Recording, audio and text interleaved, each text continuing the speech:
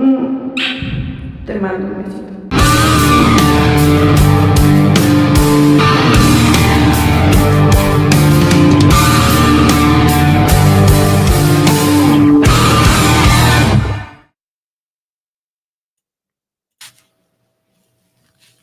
All right, we're on Disco Acid Cold TV. Before we get to anything, I have a birthday shout out for Sherm Smoke, my buddy Ryan. He's been following the Disco Acid Cold TV page since before it was just Disco Acid Cold. And he messaged me today and he was like, "Yeah, let me get a birthday shout out." So I told him I'd do it right when we start. I'll clip this and send it to him. What's his name? Sherm Colt? Sherm Smoke. I even wrote it down. Sherm Smoke. SHERM Smoke. He's a Bay Area cat. He's actually hella cool. Hell yeah! Well, happy birthday, Sherm Smoke. Smoke that Sherm for us, brother. Fucking yeah, dude. He'll pop up in the chat randomly at times. He might pop up tonight. If he does, I'll say what's up. Sherm Smoke's pretty epic ass online username, dude. Up there with Antonio Calamari. Yeah, no, it's crazy. We attract the best names by far. Yeah, definitely, by far. Dude, I've been working on this video. Like I said, I need to start making videos that I record and edit instead of just doing live streams. It's terrible, dude. You know what it's like to have words up on the screen and then I sit here and talk to myself and read words that I write. It's awful. What do you mean? Like a video, like like an acted out video, like a fucking like. No, so I'm talking about a movie. So I wrote down like all my initial thoughts on the movie, like things that I want to talk about the star of the movie, and then I get into the plot. But I have everything written down. It's kind of like a script, and I'll say different things or I'll change things up on the fly. But it's just like it's just a lot. I can sit here and talk to you all day because you're right here and I can see you. And okay. I thought you were talking about like a video that you're like acting out or no, like fucking some homemade Quentin Tarantino fucking shit.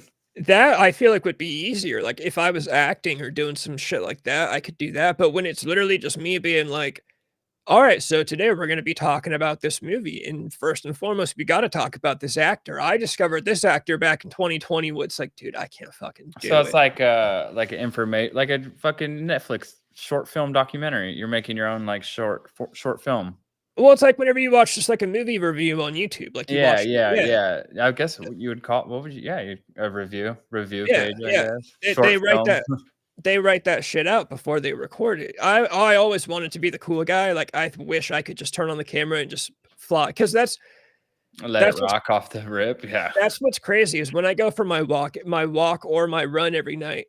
I'm thinking like 1,000 words a minute. That's why I started doing this, because I'm like, I'm always thinking of stuff. There's a million things I could talk about, but then as soon as I sit down, all that shit disappears. Bro, that's like one big thing people say too is with the description, like write out exactly what's happening in the video in the description, so then they can see it visually, read it, and I was like, connect all the sentences. There's so much shit that Yeah, I've heard that a bunch too. People try and tell me to get as descriptive as you can with the description, almost as if that the description alone is a story, Yeah. Tagged with links and everything in between. But no, I guess I get what you mean. That would be a hard one to write out. It'd be like trying to write out history for if I did like a NASCAR video instead of just blurting out random facts off your top of your fucking head, Yeah.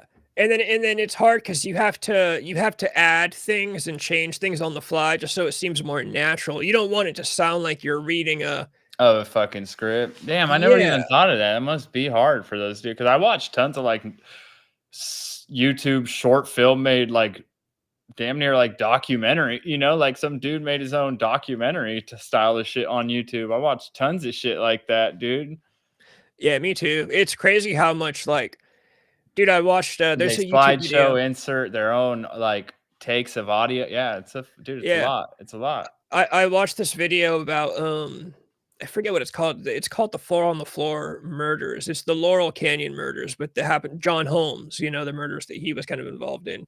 No, I don't even know who John Holmes is, bro. Oh, dude, like one of the OGs, like 70 porn stars. What? Yeah, dude, John Holmes. Like he was a porn star murderer? Yeah, the mustache. Rules. Yeah. Yeah, he murdered porn stars, or he was a porn star who was a serial killer? No, no, so he was a porn star, and he got kinda wrapped up in he got on drugs, and, you know what, actually, this will be a good one, let me pull this up. That's hilarious. Let John me see. Holmes. Yeah, dude, you would love it. It's, he's one of the classic the '70s guys, a white dude with a mustache and the curly hair. And he's a killer. He's just a peeping Tom and some aviators. Some The fuck. Wonderland murder. So, no, I don't think he killed anyone. So, it's basically, let me see, Wonderland murders, also known as the Four on the Floor murders or the Laurel Canyon. This happened right around where the Manson stuff went down I too. was about to say Laurel Canyon. Isn't that the Manson? It all fucking goes back to them. Yeah. Yep, Hollywood's all a bunch of dirtbags, dude. It's basically there was a basically a trap house, really, on in Laurel Canyon, and John Holmes used to go there, and let me Hang out see. back in the 70s. Yeah, he used to do drugs, and he went broke. He started, got desperate. Let me see. Here we go. July 1st, 1981, 2 days after there was a robbery, some unknown number of unidentified men entered the Wonderland Avenue townhouse and bludgeoned four people to death. It's no one really knows exactly who was involved. I don't no, I don't think John Holmes was like he one of the murderers at all. I don't think anyone He thinks just got that. wrapped up and taken down for this? Yeah. Yeah. Damn. And he's still in jail, or I did he don't ever even get know if he out? That's ever so long ago. That's No, I don't think he's still in jail. I think he's dead now. Let me look this up. I haven't looked into this case in a long time. What I was getting at was, oh yeah, he died in 1998 or uh, 88. He died in 88, dude. oh man. So he was probably old when I mean, he's probably like an old guy that just got wrapped up in the 70s, you know? Yeah, well, when you do, he was 43 when he died, so I'm sure it was some kind of OD or something. But But that was like being 80 back then, though. dude, there's a whole section on Wikipedia for him called penis size. It says Holmes' signature asset in the adult film business was his exceptionally large penis. No definitive measurement or documentation verifying his penis length or girth exists, leaving its exact size unknown. Holmes was not circumcised. Man, you don't hear that about John Wayne Gacy. This guy probably had a fucking hog, bro. They mention his. That's crazy. They mention his dick of all things. Oh, here we go. Sherm Smoke, happy birthday right here. We Oh got the hell yeah! Happy birthday dude in the birthday, chat. brother. Have Dude, a I have hope a good one. Smoke a fat joint for both of us. I hope you have a better time than John Holmes had John for your Holmes birthday. apparently had the best of times, bro. Seems like he started off having a great time and then had a pretty Had a pretty rough time towards the end there. Yeah, 43 though. I mean, dude, you got out of there pretty quick though. I mean, it could be a lot worse. You could be alive to this day in there, It's a quick 10 years and it's over. It's not too bad. all right, here we go. On his page, we get a little bit more of it. So it says in late 1980, a mutual friend introduced John Holmes to Chris Cox, who owned the Odyssey nightclub. Chris Cox introduced John Holmes to Eddie Nash, a drug dealer who owned several nightclubs, including the Starwood in West Hollywood, which didn't Motley Crue play at the Starwood? No, they played like Whiskey a Go Go, the Rainbow Club. I know they played Whiskey and the Rainbow. Fuck. There was no Viper Room. That's 90s shit. Who the fuck else is down there in the 80s? Motley Crue played there. Yeah, the Star. That was one of their first shows. Was the Starwood, like Was that it? 1981, What? like when they were tiny. Okay, dude. I can't recall Starwood. Normally, I know a lot of the, badass Yeah. fucking famous clubs that were on the strip. And then what's the bar they'd all hang out? The You get Rainbow. The Rainbow, yeah, The with the Rainbow. fucking girls under the table, fucking just hanging out, getting their dicks sucked. It's so That's wild. classic shit. Yeah, that's cool, dude. I was about to say the fucking Ravenite Lounge, but I was like, that is not right. The Viper Club is way later, and fucking. Okay, yeah. So then it just John Holmes was closely associated with the Wonderland Gang, a group of heroin-addicted cocaine dealers, and they lived in a townhouse located. I like how back in the 70s, a bunch of junkies fucking shacking up together is a gang of heroin users. No, they're just all struggling together. Dude, it's honestly, that's the best way to struggle. You got to get all the boys together and just like, well, fuck it. We also gotta get high, brothers. Fucking yep. We got to start a gang. Damn. So John Holmes is the only one who got wrapped up for what? A kill? No, everyone else got in trouble. So it's let me see. After using more than his share of the Wonderland gang, so he became a bum. He would go to this house where the gang lived, and he would bum off of everybody, and they got tired of him. So They're Holmes like, found "Bro, you don't himself. take down anything. What the hell?" He's just constantly, like, taking a pull from your bottle or, like, hitting your joint. Yeah, exactly. So Never brings he found anything himself actually to the table. falling out of favor with them. So in June of 1981, he told some guys about a large stash of drugs that Eddie Nash had. So John Holmes was friends with Eddie Nash, this guy that owned a bunch of nightclubs and was a dealer.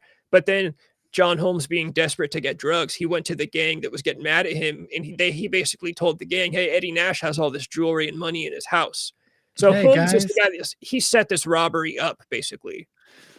That's just dude, that's been played out so many times through time. "Hey, I know I owe you, but we can go here." And then you Yeah, go there, you do the most, there's nothing there. The guy's actually fucking "Where's the yeah. money at?" It's like $500 in a fucking safe and like a fucking car's fucking pink slip to a car. They're all hella mad. Yeah, so it's one of those things. He said, "Hey, I know a guy who's got a bunch of stuff. We can go rob his house." So the gang does. They go and they rob the guy's house, and then after that robbery, some unknown assailants show up to the gang's house and they kill them. And it's a cool story. But what I was where Bro, this that's goes. probably the original plot for like all those movies, Oh yeah, Like, "Oh, I'm down bad, but we can get it from this guy." yeah, Then shit goes bad. The Equalizer. There's a you yeah. can stub, oh, we're gonna get this guy. He's an ex-Marine. Now we're locked in his house, and that's Where this all hilarious. started at though was we were talking about YouTube documentaries, and I was saying, yeah, it's crazy how I found it right here. I watched a video on the Wonderland murders on YouTube, and it's just made by a guy, but it's like a whole like it looks better than like a documentary from a Yeah, professional yeah. team. No, I get you. I watched that with fuck. What did I watch? And I was blown away too. I was like, I can't believe some fucking guy made this at his house. No, it wasn't. I recently watched The Rise and Fall of Bam Margera. That was also Oh crazy yeah, that some guy made, but I can't remember. But I was like, dude, this could have been made by like the History Channel. Like, what the fuck yeah. did the guy use for all of his like all the shit he showed? Like, did he just record his TV or are these clips off the internet? Like, it was so professional, like as if he'd filmed all this like shit. It honestly makes me feel discouraged at times. I'm like, dude, how the fuck do people I make like? I've been fucking around more like these 2 videos I dropped today. I've been experimenting more with like trimming off of so like I did a 4-hour stream today and I converted I've just been working more of like the YouTube studio. It's probably how you do your clips too, where you like pull chunks out and you can use trim, like trim in within it. I like trimmed out all the shit so it just went from like race to race to race. No the 15-minute bullshit in between and the loading and the practice I was like, oh, that's pretty cool. So slowly but sure, I mean, even with you, dude, slowly but surely we're throwing a little twist in there. Like those videos today I dropped were cool. It was off of a 4-hour. If you watch the 4 hours, it's a mess, but I found this 20 minutes of gold and I could just trim out the middle. So then it shows one in car view, one out car view, boom, boom, boom. They play. I did all that just off the YouTube editor, and I was like, oh, that's so it'll grow. It's just, dude, that guy had probably been fucking around since 2008. Yeah, And because I used to make tons of slideshow videos on like an old ass Dell. That was my shit, bro. I'd make like, bro, I was probably like a Gen 1. You used to like go look for your favorite song on YouTube. You'd be like AC/DC, Shoot to Thrill with lyrics yeah, on YouTube to get like just like a good song, that was yeah. and fucking there'd be like just hella clip art. It'd just be like 19 million photos of the band that like shuffled every 10 seconds. Bro, I would do that so much growing up, dude. So I mean, everything's just not as simple as those simple trails. Cause like, yeah, that I'd save the picture off the internet, put it in, Yeah. so it's there, bro. We're getting there. You just gotta fuck around. You doing that video and making that little review, short film, whatever you want to call it, dude, you're gonna learn so much. Oh, dude, this is gonna be the most, because I actually have the movie downloaded onto my computer, so I'm gonna put clips from the movie. So, like, if I say something like, oh, the opening theme song is a really cool song, then it's gonna cut to, like, 5 seconds of the opening Yeah, yeah, song, yeah. No, I get what you mean. You're making yeah, like a true review short like we would watch, you know? And yeah, I'm trying to do that more with like my gaming for the people of gaming I watch. Like I watch gaming. So I'm trying to like do better thumbnail. If you see those videos I posted today, I did a better thumbnail. I'm trying to make it look more I could have probably just took those images and put stupid big bold letters like, you know, yeah. whatever, rally, whatever the fuck it was. That's probably all the thumbnails. So slowly it's getting better and better, dude. And then it is smoother from us just letting the default thumbnails to just digging into it a little more. I mean, dude, once you make that movie, once I learned to put a backtrack of fucking music, oh, dude, it's game changing, dude. Oh, I do that on, I do that on my YouTube videos, so the way I make my videos, well, there's 2 different ways. I'm saying live, like I wish there was a way I could put some Eurobeat in the background Oh, at like level 30. So just even like this, if we were doing this and you could just I have you know wanna know what's funny? Is here, without listen to having a fucking boombox, next li to li me or check this out, something. listen to this. I have, Yeah, I hear that. Doing a soundboard? so my stream, it sucks because 'cause they're all AI generated, but I can Yeah. background like, here's one that it's called Chill. It all sucks, that's why I don't use it, and I don't like it being AI generated, but, the Christmas music is actually pretty badass, though. What? But how would it how are you that's not just on Restream though. Restream's offering that, huh? Yeah. So mine's gotta have something like that because I would love just to have like some Eurobeat in the background, you know? I got lo-fi and hip hop. Nah, I feel like someone's trying to fuck me right now. Like a fucking black dude's about to come on to me. We got John Holmes coming in, Yeah, yeah. and then Yeah, every time John. you play it, it generates something different, so it's, but that's what I don't like. I would wanna control. The song, I want the same track. Yeah, it's pretty wild. I gotta figure out some shit like that. That's actually exactly what I was talking about. Yeah. That's cool. But if I could like, yeah, Eurobeat, some So type I of do it in, here, let me actually find an example. I do it in the videos that I make, like, if I make a video just talking about, here's a good example. Selling their feet pics. I think more power to them. Do you hear that tiny little bit of music in the back? I think if there's fucking retarded guys out there that are gonna spend money on pictures of girls' feet, dude, fuck them, take their money. I would sell pictures of my yeah. feet if I I heard could the make money. drums. I have it turned down a lot because I got nervous about it being too loud, but I just use old demos that, like, Steven and I recorded and never did anything with. But You I just only put do 'em that on a in loop in clips. the So when I background make and when I shit. the way I make clips, since you mentioned the way you make clips, I do it. I'm actually kinda weird about my clips. I The feel like way people are unforbidden art because I've asked other content creators or, whoever's trying it, Yeah. There's really no like, yeah, nobody gives away their shit, but Yeah, no, it's weird. So the way that I make clips the dumbest way. First of all, the way that I make my shorts, like Instagram clips and YouTube shorts, is way different. I'm honestly stupid about it, and I watch my own videos on YouTube and I screen grab it from my phone, you a- screen record? and then I crop out the other crap and I take it into CapCut. I pay for CapCut because I like it so much. I Yeah, use yeah. CapCut on my computer for long form edits too. So like if I was going to take a 20-minute chunk out of this live stream, I download the video off of my own YouTube channel. I pull it up on my computer in CapCut. I edit the parts I wanted, and then I put music into CapCut, and I can play like whatever tracks that I have on my Yeah. computer. That's But yeah, pretty it's kind of funny that I use CapCut for long form edits. I think most people would make a joke about that. It's also super goofy that I screen record my own videos on my phone, but that's just Can't you clip it through YouTube Studio Editor? yeah. I don't And then just use upload it directly there to but yeah, yeah, but then you gotta dude, that's the hardest part. It's like 4 hours, and then you're, like, trying to make milliseconds, and it, like, goes too far this way, or then it yeah. plays too much that way, and you gotta zoom in. Yeah, I was getting all bugged out making shit today, but, it's all I part of the fucking honestly game. I like editing videos on my phone. I just always have. So whenever I Yeah. can do it that way, because that's how I started using iMovie on my iPhone. That's the very first stuff I ever did when I was making like Charles Manson edits from his interviews. Hell yeah. Take them into iMovie. It's screen record on YouTube. Take it into iMovie. Make put the clips that I want together.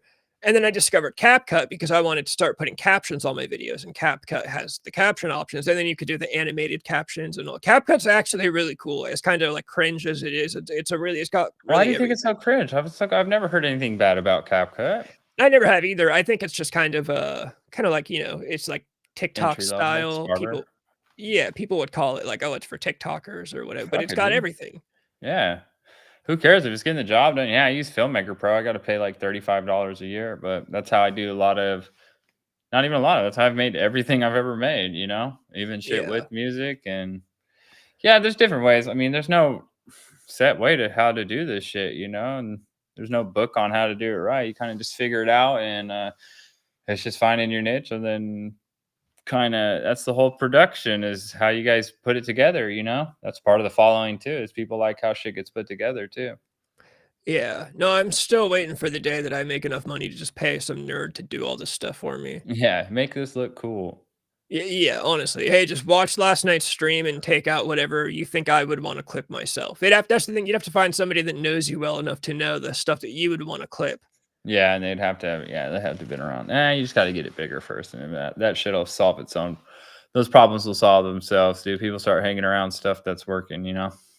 I have a clip right now. I made an edit. It's the first thing I've ever been nervous about. Like, I don't know if I should use it or not. I clipped a part of a stream the other night talking about Is it Lyle racist? Menendez getting wrestled around naked by his dad. And I'm like, dude, people might get mad about that one. What? What the fuck? That was You know, on your show? yeah, the Menendez brothers. Yeah, I got. No, I'm just saying at your show, you guys got to that point. You Oh guys, yeah, because so Annie was in chat and she was talking about how Lyle Menendez's wife, now that he might get out of prison, she's going to divorce him. yeah, he's not cool. I mean, That's what I said. Look, she he's married him not because bad. Yeah, she you thought he don't. was a cold-blooded killer. But now, and then what I said was, now that she found out he was getting wrestled around naked by his dad, she's not Yeah. into him anymore. Now that he, I thought you walked in and blew your parents' head off. You fucking Yeah, I was like, 21 did year she? old getting fucking kissed on your neck by your dad. That's the craziest part is Lyle was 21 when it all happened too. Like, bro, I would fuck my dad up at 21 years Yeah, I don't want to sit. I understand everyone has their own experience. But old. yeah, if I'm 21 and If I'm 21 and in good, yeah, no, yeah, that's the funniest part. yeah, Is that the whole thing? It's like, oh, they were kids. Like, bro, they were like 19 and 21, my and this dad would shit have had to kill happened. me before he was able. You know what I mean? Like Yeah. 100%. But like I Uh, said, I guess no. I feel bad for the guys. No judgment. But yeah, his wife is leaving him because she thought I made a joke that she probably had daydreams about this guy with like a wife beater and he's all jacked and he's yeah, got. yeah. Walking around with a shotgun, fucking Well, shells. she finds out. Not like an old fucking shotgun shell holder thing. It's like an X over his bandolero. What's that shit called? I don't remember, but it makes me think of that Full Metal Jacket guy. Yeah, Machine dude, he's gun. just fucking covered in shotgun shell. Yeah, Yeah, and then yeah, that's pretty wild though that she's leaving. Yeah, I mean, is he getting out for sure? That's probably a good sign that he's getting out. Then if she's fucking checking out right now, Yeah, I don't think it's for sure yet, but if she's leaving him, it's probably a good sign. huh? Oh, sure, She sure, she yeah. wants a dude in prison. Who can't? Yeah, that she really doesn't have to see was like her. Like this is my little. It's like having a mean bad dog, or Yeah. something. You're like, Well, I don't actually want to hang out with this motherfucker. You're just fucking cool to have him in my backyard. dude, girls like killers. Like people don't want to admit that shit, guy. Girls don't even want to admit it, but dude, girls like killers. Like that's I just the mean, way it he's is. still a killer though, no? Not a cold-blooded killer though. That's the thing. What would we I mean, dude, fucking 35 years, pretty damn cold, no? I mean, it's diff girl is like a cold dude. That's not cold-blooded killing. That's a guy who's like sitting around That's a crying dad. about Yeah, what his his dad dad's. did to him, Yeah, and my dad slapped. My dad made me do it. I didn't even want to do it. Yeah, I get what you mean now. girls like guys that She shoot wants a people. guy who's like, hell yeah, I fucking did that shit. I Yeah, went in there, I like blew her she fucking wants a head off. I went and reloaded. yeah, she wanted a guy that killed his dad just because. Punching. Oh yeah. What's that cut on your hand? Oh, this? Fucking, I was using it at the house last night as a stud finder. You just like go in his room, there's hella holes in his wall. He was using it as a stud finder. Okay. Oh my god. Yeah, I get what you mean. Yeah, he's not that. Yeah, I guess after you Yeah, saying you got slapped around by your dad naked fucking isn't that hot. Yeah, that's a lot different than like, I've dated girls with dad She's issues. dumb though. That guy's gonna be rich when he gets out of jail. Yeah, that is the thing. He's gonna go on every podcast in the world. Yeah, that's He's not a gonna, yeah, smart move. Maybe and they're gonna pay him out if they get out of prison. They're getting paid out big time by the government. no, no, just be a community rated. That would be their sentence. It's not a wrongful conviction, bro. They're just gonna Oh look yeah, you're to right. life without parole. They'll say, "All right, we're fair. We're done. Good deal." That's You'll true because they did murder the parents. Like they're Yeah, yeah no, they'll just say, "All right, we may have been harsh sentencing you guys at 19 and 21, which we do to a million people. I don't know how we pretended just for these dudes. 19 and 21's hella young." yeah But, I always thought they were like 17, dude, the way it's portrayed. Once I watched the monster show, I was like, oh, dude, 21, bro, 21. What the fuck? My yeah dad ain't touching my butt at 21. What the fuck? 21? Dude, you're hella buff. What are you doing? Your yeah. dad's That's the not. thing. I thought they were like 13 and Me 11 when too. I this shit thought they were happened. like Like 16, 17, just pushed to no edge. And then the show, I didn't grow up in the 80s.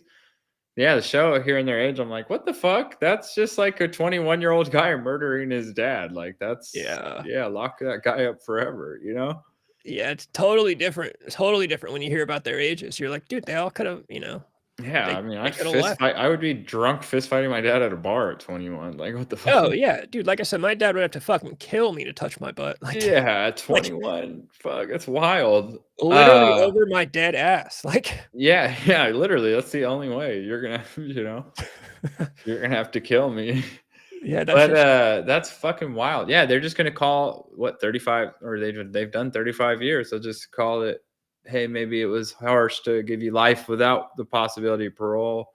We'll exchange your 35, 36 years for but they won't leave wrongfully. They'll leave murderers who served out a term. yeah. So I know there's a term for it. I forget. Remember that guy? the It's like wrongful conviction shit. the West Memphis Three. Remember the one of the No. West Memphis Three? He got let out, but there's a weird charge where like they let him out, and basically what it was like we acknowledge that you're guilty of this crime, but we're just gonna go ahead and let you go. It's a really weird legal That's type. like no contest, bro. That's like pleading no contest, No contest, like I've pleaded no contest to anything I've ever been in trouble for. No contest means I'm not saying I didn't do this, and I'm not saying that I did. I'm just saying the deal on the table, if I say I'm guilty, is good enough. I'm going to take that at no contest. Guilty is admitting guilt, but like if they're like, Yeah, hey, if you go to trial and you lose, you're going to do 10 years. I'll offer you 2 days today, or I'll offer you 2 years today. And we don't go to trial. And then you would plead no contest, saying, I'm not saying I did this. I'm not saying I didn't do this. I'm just saying I'm taking that fucking deal. Because if we go to trial and I lose, it's 10 years. They're offering me 2 in my head. I did this shit. 2 years is a really good deal, so But I'm I've not going to admit to guilt. I'm going to say I plead no contest. I've pled no contest to things in court before too. This Yeah, you is never plead guilty if there's contest. No contest. yeah. Even if no contest is guilty. It's just like not saying I'm guilty. It's just, It's hey, weird. Okay, I didn't do this, but I didn't do it. I'm not saying so either way. I'll take the deal. so I looked it up. It's Damian Eccles from the West Memphis Three case. It happened in I think like the 80s or 90s. Some kid got murdered, and these 3 guys got put in prison for it. It's called the Alford plea. Alford plea is a guilty plea in criminal court whereby a defendant in a criminal case does not admit to the criminal act and asserts innocence, but accepts imposition of a sentence. So it's basically like saying, "Hey, I understand you guys have a lot of good evidence. I'm not pleading guilty, but I'm gonna let you." It's weird. So did you This get can be convicted? it can be caused by circumstantial evidence. So I guess it'd be like saying, "Hey, I understand you have a lot of circumstantial evidence against me. I'm not saying I'm guilty, but I get that you guys could probably whoop my ass, but I'm innocent." Which makes all that legal stuff. I kind of hate the legal stuff because a lot of it is just like it's just a Yeah, that don't certain way make of no talking. sense. If you got hella good shit on him, Yeah, hey, I exactly. realize you guys got something good on me. That isn't fair. Yeah, yeah. Well, it's all just language. Like every time I've been to court, I remember hearing the way they talk, and I'm like, I can say that exact same stuff. I just talk like a normal person. But like, why? Yeah. Why can't I? No, it is. It's all a dance, and It's just a whole they make, "Hey, we can get this lesser, we'll just ask for more discovery, more time to gain evidence, we'll make them spend more." It's a game, it's Yeah. fucking crazy, It's a dude. game, it's a language, it's a show, it's an They're not act. gonna wanna spend money on this. Every time we come back, it's more money. We'll say we have a hot lead on more discovery, more evidence, and what we Yeah. need more time to, get time to, explore this route that we're going of new evidence we heard. It's crazy, yeah. And they're like, oh, they're spending money and spending. They're like, all right, we're done spending money and we got a good deal. It's fucked, dude. It's like a Yeah. game. It's people's lives, though. It's wild. Super bizarre, super bizarre. The Manson story, again, I always bring everything to the Manson Wait, so story. the That guy got off? He just said, I'm not saying I anything. no, so what I swear you've heard of this case before. It's one of the most famous cases of, like, the world is literally divided on, are these guys this guy spent, like, most of his life in prison. He got put in prison for these murders. A Oh lot of people man. thought he didn't do it, though. A lot of people think he did do it. He's one of the best, like, the most well-known guys. His name's Damien Eccles. He's one of the Maybe I've most heard of that. well-known, cases of, like, people are divided. Misjustice or if They wrongful convictions and shit, or Yeah. maybe not wrongful because you don't know, or Yeah. So a lot of people think he conspiracy. did it. This was during the Satanic Panic. This is like late '90s, early '90s. Let me see when the Satanic panic. 1994. So when he was in court, he was an edgy teenager. He was like flipping off the parents of the dead kid in court. He was like drawing Well, pentagrams on his that's hands and not gonna help your case, sir. yeah. But dude, Why? Just rock and roll. this is like a 19-year-old in court. Like I do the same shit. Yeah, fuck you, man. What are you looking at? You're on the stand for murder, you fucking dumbass. Yeah, and you got a pentagram on your hand, you Yeah. motherfucker. Like, but Yeah, yeah, no. So he got that's put in so funny. prison. I seen an interview with, what's the singer from, Twister Sister? D. Dee Snyder. Snider. I seen an interview of him, and he was basically doing that. He's like, "Man, I watch all these videos from back when I'm a kid, and I'm like, what a fucking ass I am, you know? I'm in the studio, I have fucking lipstick on, my hair is out to here, I'm wearing a fucking torn shirt, and I'm looking at everybody like, what? What are you looking at? Oh my god, they're I'm in the streets of New York. What? Like, I can't get any privacy. Yeah, you look like a fucking freak, Dude, a and lot of people it's are just shit harsh. like that, like, "Oh, how are you gonna do that? Motherfucker, you were in court with a pentagram on your fucking Yeah. hand flipping off." You wrote "murderer" on a white T-shirt in Sharpie, you know? Oh, it's just young and dumb shit, dude.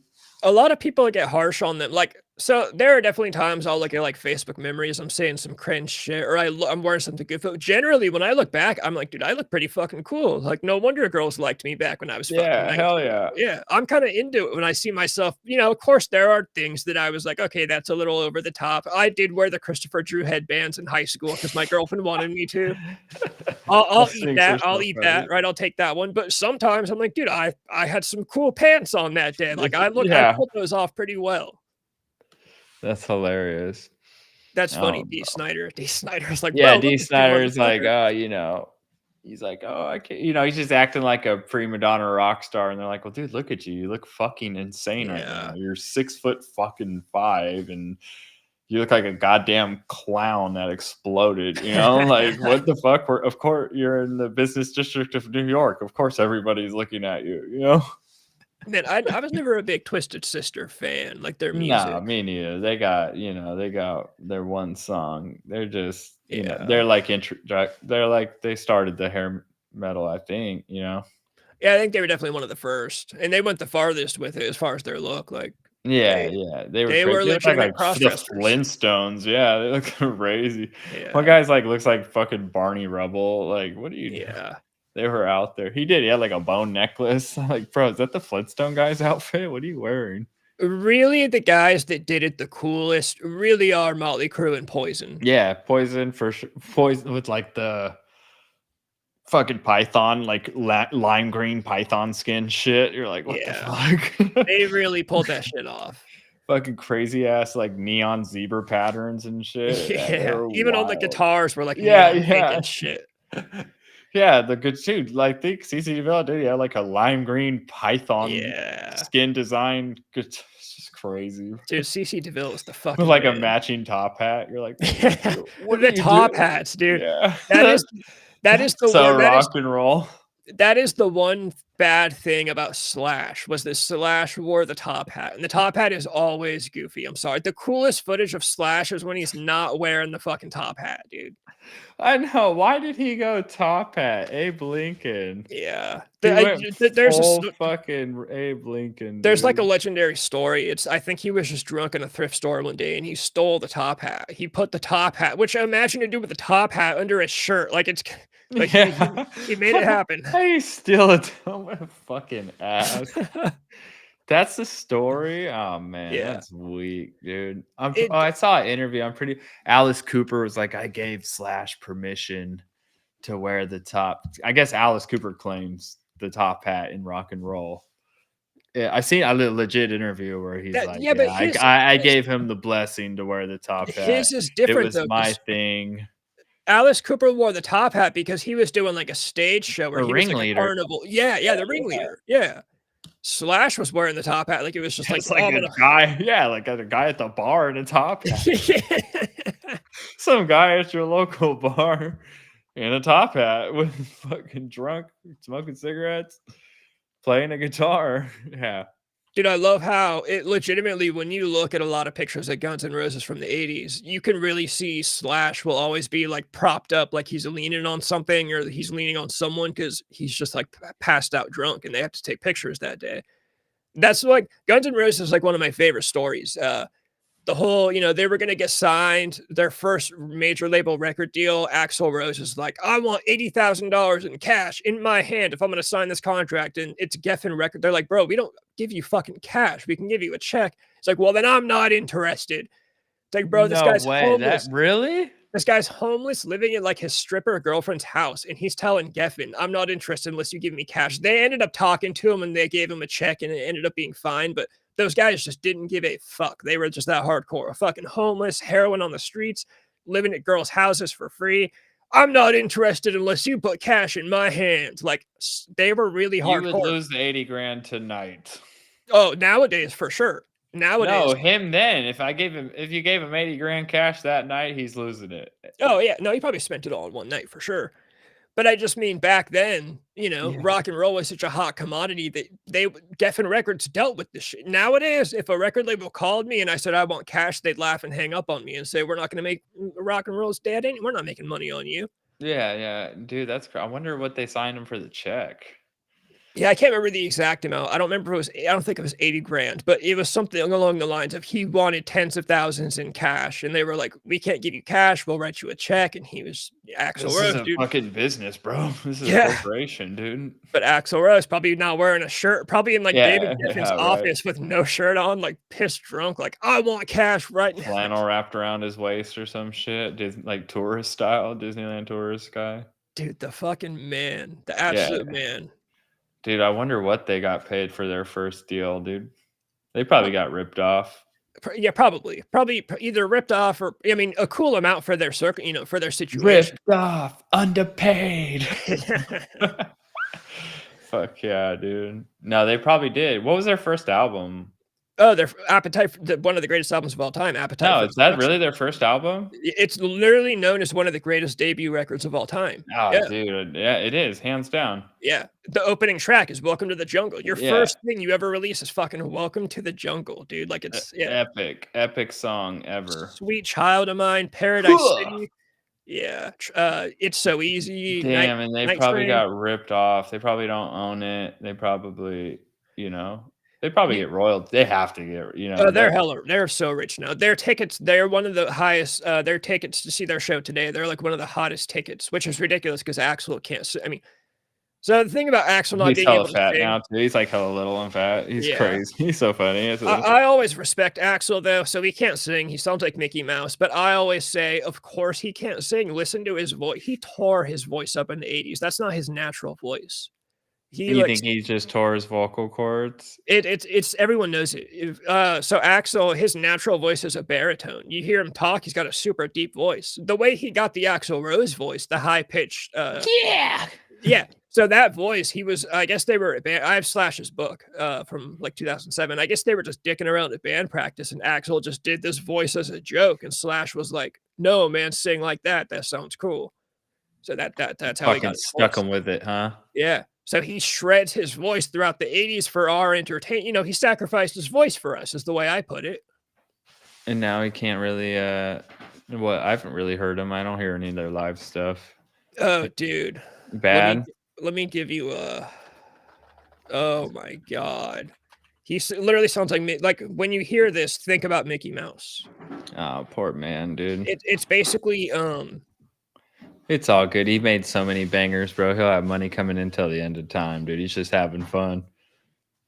that's what I'm saying. It's worth it because because of what we got from him. Hold up, let me pull up I got a good I didn't even know they're still touring. Were they at Aftershock or some shit, or do they do like their own tour? I think they were at Aftershock, weren't they? I don't know. I know Motley Crue was. yeah, I'd imagine Guns N' Roses was, but I would want to see them as strictly Guns, you know what I mean? A dedicate. Like I saw Motley Crue. I don't want to see them for like a 30-minute set at a festival. I wanted to see them headline their concert, you know? All Same right, with dude. Guns N' Roses. I'd be cool to see a Guns N' Roses you know. Here. Oh Here. shit. What year is this? 23? God damn. Yeah, prepare to be really sad.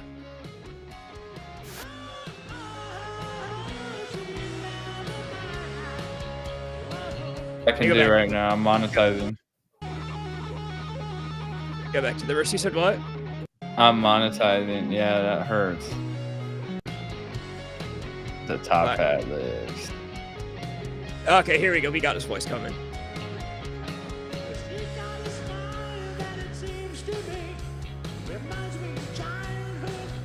Oh man, that's sad. He can't do the rasp. Yeah, There's no raspy, and you can hear he shredded his voice. So now he's got to do the. just a You know, voice. it's really sad. People make fun of comments or people are dicks, but I'm like, dude, Dude, the the guy guy's gave us almost like everything. 60 years old. No, he can't. Or was he 50 something? They've got to be like 50s or 60s. Yeah, I'm like, dude, this guy gave us everything in the 80s and 90s. He was the man. Same with Vince Neil. Vince Neil's not what he used to be, but Vince Neil fucking gave us his all in the 80s, dude. Yeah, yeah. They're older dudes, bro. You're talking about like teen angst, dude. Try holding on to Yeah, that shit in your 60s. What the fuck? You know what I mean? that's the crazy thing. People The really shit they talk shit wrote, they about. were young, broke, fucking, wild ass teens, Yeah, I'm like, dude, these guys. rich, old, comfortable men now. Yeah, it's like, bro, try singing like Axel when you're in your 60s. Yeah, Like, try that's doing it real. right now. I'm not gonna, try doing anything you Exactly. did hardcore in your teens now, not Dude, gonna happen. bust out Vince Neil's moves right now. If you want to talk shit about Vince Give Neil, me like, a David Lee Roth jumping yeah. star kick, touch your feet to your hands, jumping fucking wow. Dude, it's That was his move. David Lee Roth just to do like a jumping fucking star.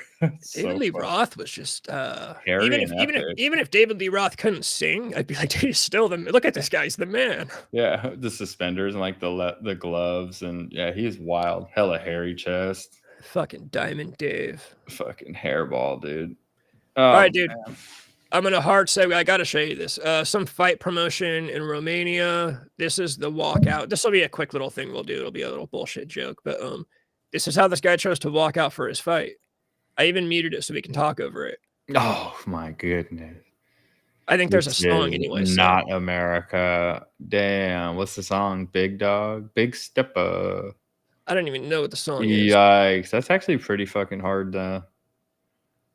Yeah, RXF. I think that's the name of the promotion. RXF. This is actually pretty epic. This dude's fucking actually pretty sick. Is that who he's fighting? That girl? Yeah. No. He's walking her on a leash. No, that's wild. No, now he's dancing with her. My dude's a dog. He didn't have to do this. He could have just walked her to the stage. Wait till she turns around, dude. Look at this. Dude, that's Optimus Prime. No, that's crazy. Her ass has butt cheeks. The thing is, if I ever got that big, top of her ass has a set of ass cheeks. That's so funny. If I looked like that, I'd be wanting to walk out and fucking at least she's living her best life, I guess. That's what we can say. I would be too. I'd be like a big dude. I'd make people deal with that. I'd rent hotel rooms and get room service, and you just like Don Vito. You just bring me the chicken. You come in the room. I'm like laying in the white sheets and just wiping my hands from the chicken on the sheet. I'd just be a fat piece of shit, dude. Like, and own it, you know? Dude, you know what else? I'm blind. Yeah, blinded by the light. Okay, you know what else? Since I'll segue into one more thing, They just can because now dog walk you to new terms. just It's like, because it's related to girls. You guys remember Girls Gone Wild from back in the day? hell yeah. They're putting The out a only commercial documentary. I've ever jerked off to in my life. They're putting out a documentary Fuck. What? about Girls Gone. Dude, check this. It's That's coming out on Peacock. when? Did you imagine that one day you'd be sitting in a chair to talk about Girls Gone Wild? I figured at some point I get a knock on the door. I think it, Dude, I The used to whole love fantasy these. was that it Remember these commercials? Bro, I'd like legit as like Oh. a kid jerk off to this commercial dude, we'd stay up till fucking midnight on Spike TV just to watch this just shit. to catch the blurred out commercial and the shots of underwear.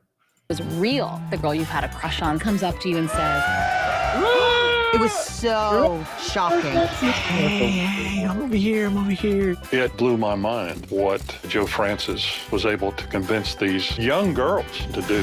If I took no for an answer, I wouldn't be where I was. Joe Francis was everywhere. he's hanging out with famous people. In the first 2 years, Girls Gone Wild made $20 million. Girls were already pulling their tops off and flashing the jet as we were pulling in. This guy fucking I rules, never huh? thought that would come back and haunt me for 20 years. It's always Did you know one it was run it. Yeah, it sounds like Yeah, I work there. it Sounds like somebody's life didn't pan out the way they wanted it to, and then they blame it on this. yeah. So I know with Girls Gone Wild, I think this is actually already out. I feel like it came out December 3rd. But I'm trying to watch that, dude. I'm gonna watch that tonight if that's it. I don't have Peacock, but I can find a way to watch it without Peacock. got So the thing about Girls I Gone got Wild it. is, Joe Francis lives in Mexico because he's wanted. He's a fugitive. There were hella underage girls in Girls Gone Wild DVDs. What? He's wanted? Yeah. For what? For That- filming I'm just there at the camera. Some of the girls were underage. Yeah, that was the 90s though. That's so loose back then. Yeah, some of the girls were underage. I think there's some cases of maybe he might have coerced some people let me say He this. coerced everybody. He said, "Show me your Yeah. boobs," and put a camera in your face. So let me say the underage stuff, of course, is not cool. But Nah. the thing that I don't like is that a lot of these girls were like 17. Okay, so it's a very gray area. I don't want to get myself in trouble, but when people I hate how people act like just because you're 17 means you're like not aware that what you're doing is wrong. Like if I'm a 17-year-old dude and someone comes up with a camera and says, "Show me your balls, show me your balls." I'll be like, I probably Like, shouldn't do this. Yeah, like, no, I know I'm not going to do that. I'm not going to do it. And then 20 years later, be like, yeah, I was taken advantage of. Like, bro, you were a 17-year-old. You know what's. Yeah, I knew the person for all of 37 seconds. I literally It's walked like up and said, "Show me your boobs." it's like when girls that are like 17 and in high school fuck a teacher. It's like, bro, when I was 14, I knew that fucking the teacher was wrong. Was not probably. Yeah, I knew my mom would probably. And I understand that there is coercion, like things happen. I think Joe Francis did worse things. I think there might be some cases of like assault against him. I haven't looked into it too much, but I think there are worse things than just like a 17-year-old girl showing her tits. I think he might have done some stuff to some people. I'm not sure. But yeah, no, it sounds like the whole thing is what's funny is that these girls are on this new documentary being like, "Oh, I'm so traumatized." Then why are you talking about it on the documentary? Yeah, Why, exactly. Yeah. Why are you doing it again?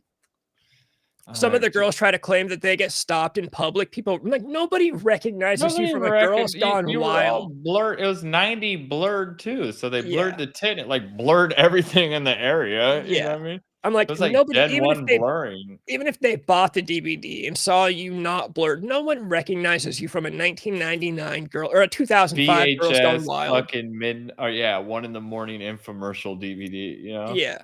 That's so horseshit. If anybody's really on, I'm gonna watch that fucker tonight when we get off there. That's interesting. That's up my alley. I like those documentaries because I lived that shit. The Hunter Moore one, love that shit. 'Cause I lived it. You know? That's right up my alley with I like shit like that. Yeah. I knew you would like that one. That girl. I just learned about that shit last night. This YouTube channel I would watch brought up. They're like, "Oh, there's a Girls Gone Wild documentary." Oh, I'm watching it tonight. Oh, I know something you'd like. Have you seen the Sabrina Carpenter fucking Christmas special comedy? I don't know. It's like a comedy musical, I guess. No. It's not really comedy. It's very, very, very terrible comedy. But I think it's just because she's dancing around in like the Lindsay Lohan Jingle Bells fucking out. You know, remember that Mean Girls like all sang in the little sexy Santa outfit? She's like doing a Netflix special in that, you know. Like dude, I gotta see this. It's a little sluttier. But she has like, yeah, it's hard. It's got like a Saturday night live, like filmed live type music special. But in between the songs, she just does these quirky ass. She rapped on it too. It was pretty weird, but it was good. I watched it. It's like 50 minutes. It's a Netflix thing. It's I gotta find it. She changes an outfit, does a song with the celebrity every now and then. She did Santa Baby. It was hot, but the lady she did Santa, I think is it Tina Turner? Whoever she did Santa Baby with, fucking was horrid. I can't even believe that. I think it was Tina Turner. It was like some old diva artist that used to be hella popular, and she was just doing the most and putting so much pizzazz on every note. It was like, oh my god, you're like a fucking 70 now. No, I think it's Tina Turner. I don't know who she sang Santa Baby with, but her part was good. The other lady was doing the most. I was fucking having a hard time watching that one.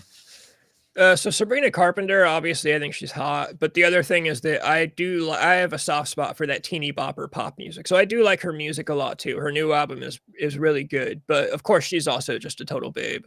I don't think I've ever, dude. She's not really a total babe though. She had like, I mean, she has a cute face. She's just hella tiny, bro. She had like no. Yeah, she's just skinny mini. I've always somehow ended up with. I think I've been with more short girls than tall girls. Every time I date a girl, it's always a really short girl or a really tall girl who's like 5'6", not 5'6", like 5. I think I dated my last girlfriend was like 5'10", 5'9". Hell yeah. And then I dated a girl that was like damn near 4'11".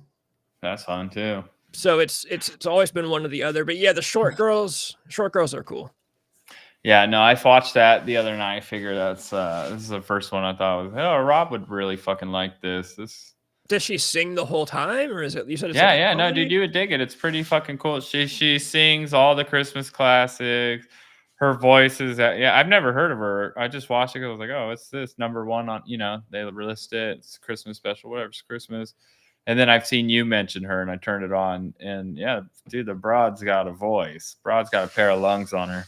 Yeah, I was talking about the other night how she's been in this, she used to be on Disney back when she was like a teenager. And so what's happening now is moms across America are getting mad because they're buying their daughters, like 11, 12, 13-year-old daughters, tickets to see Sabrina Carpenter. And then the moms take their daughter to the show. And, Sabrina Carpenter's wearing something kind of inappropriate or doing a. Yeah, there was one time she's like fucking shaking her ass and fucking the stage. And so, she's not that type of artist. That's like the special. It's just more. It's like Santa Baby. It's like, oh, it's hot, but it's fucking a little poppy song, And so the moms are mad, but it's like, dude, why don't you just keep up on what your fucking kids are into? What do you? Or it could be worse. Your kid could like Ice Spice and Sexy Red and be like, shaking their ass at a bowling alley on a wall or some shit. I don't fucking know. It could always be worse. But overall, the main point is just that, like, dude, why don't you just Google Sabrina Carpenter? Look at what she's been doing for the last. If you don't want your kids watching this shit, it's like what Marilyn Manson used to always talk about. You want to get mad? Yeah. They got mad at Marilyn Manson. It's like, then don't let your kids watch Marilyn Manson. Like, you're the adult, you're the parent. Like, what are you mad at Marilyn Manson for? You want it to be his responsibility. I'm doing my thing. You guys are watching, Yeah, like I'm sure you know what your kids are into. It's just like, fucking just keep up on what they're into. Yeah, Fortnite and Juice WRLD. My son, it's funny. My son, Juice, that Juice WRLD guy. Juice, I fucking love Juice WRLD. My son is so in love with Juice WRLD. Hell yeah. But and he's like the main Fortnite character. My son's like 6, about to be 7, so Fortnite's huge to him. Yeah. But like Lucid Dream is his shit, bro. I mean, that fool turns like full aura, turns into a werewolf when mom told him he can't stay the night at someone's house on a weekday. You know what I mean? He goes like, that shit's on. We're playing that in the car though the other day. I feel I don't even know. And dude, I'm driving like from Dixon to Vacaville, and I look, dude, and he is bawling, dude, like crying his eyes out. My 6-year-old, I'm like, what the fuck? And I thought, I'm driving a little fast. I thought like maybe I swerved lanes, he hit his head. I don't know. I was like, bro, what's wrong? Are you okay? And he's like, dude, he's broken. And I'm like, what's wrong? It's his mom's day and I have him. So I'm like, do you miss your mom? Like, what's wrong? You know? Yeah. And he's all, it's just this song. And I was like, what do you mean? What is this song? And he's like, this song just hurts my heart. And I was like, why? And he's all, it makes me think of Juice World. And he's not here anymore. And we just need to honor him. I'm like, oh, all right. And he's like, I was like, how are we going to honor him? And he's like, we just need to listen to this music and be quiet. And I was like, oh, damn, this is some deep shit. I'm like, who broke his heart, dude? Who broke my man's? You know what I mean? He's listening to it. He don't even know. It's just the power of music. He don't even know how he feels. He's just like, fuck, I'm hurt. Like, oh man, That's wait till a funny. girl breaks your heart, dude. This shit's really gonna fucking bend you over, you know? Oh yeah, he's gonna have it bad when he meets his first. But he's just like, dude, he went from rock. He's like, man, this is my shit, to just like, man, this is pretty fucked up. This dude ain't around no more. You know, this is my dog. Man, like, dude, that's awesome, actually. Yeah, he was in the Fortnite game. They had like a whole tribute. He's like, I go to the, you know, I see him in Fortnite and I honor him. His character does like this little fucking emote with this. I'm like, oh my God, this is wild, dude. Fucking Juice World, bro. He has kids, you know, that's a modern day rock star. He got kids crying over him. Dude, his track, All Girls Are the Same. That's like that's like one of the best tracks. Banger. Yeah, no, my son just likes like the shit with like Marshmello, Come and Go, you know. Oh, yeah. I don't. He's a baby, so he likes that shit. But yeah, to see so I was dying, dude. You know, I never was that big into. I was kind of like, oh, it's kind of like gay, fucking drug addict music, you know. Yeah, no, 100%. But my son, yeah, to see that hit him, I'm like, oh my God, it's the power of music to watch, you know, a sad song hit somebody, even a 6-year-old. He's like, fuck, I don't even know why I feel this way. I feel like a girl hurt my feelings. Oh, dude, it knows no age. My mom and my grandpa told me stories about when I was a fucking baby, and my grandpa would be watching me. I'd be crying, I'm bawling and crying, and he said, without a doubt, no matter what, I would put on Roy Orbison, and I would stop crying immediately. He says, even in the time, like when it was on a CD, in the time in between songs, he's like, you would cry in that like 2 or 3 seconds in between songs. The next song would start, you would stop crying immediately.